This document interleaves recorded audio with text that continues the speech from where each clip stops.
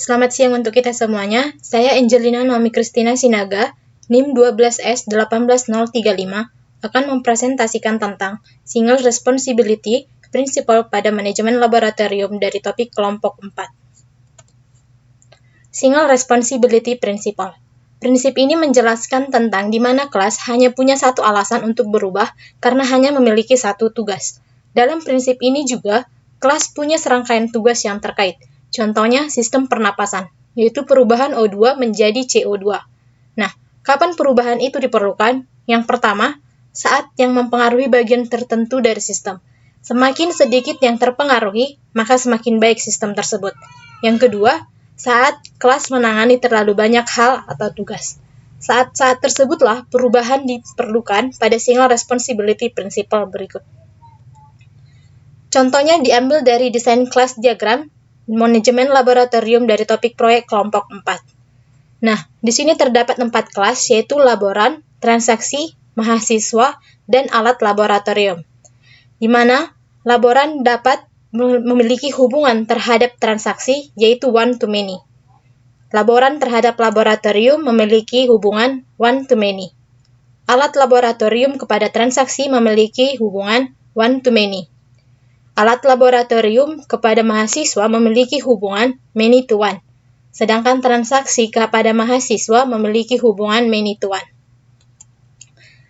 Bukti ataupun argumen bahwa kelas diagram ini telah memenuhi prinsip dari salah satu solid, yaitu Single Responsibility Principle, yaitu, menurut saya, kelas diagram manajemen laboratorium sudah memenuhi.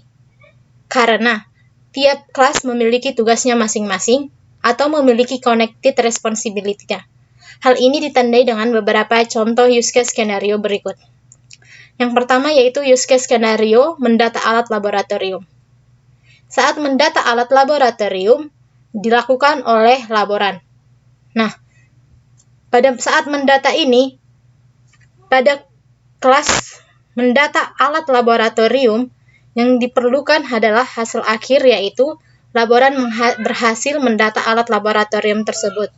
Nah, trigger dari use case skenario ini itu ada alat baru dan alat yang baru dikembalikan kondisinya, sehingga si laboran dapat menginput data alat laboratorium yang terbarunya lagi.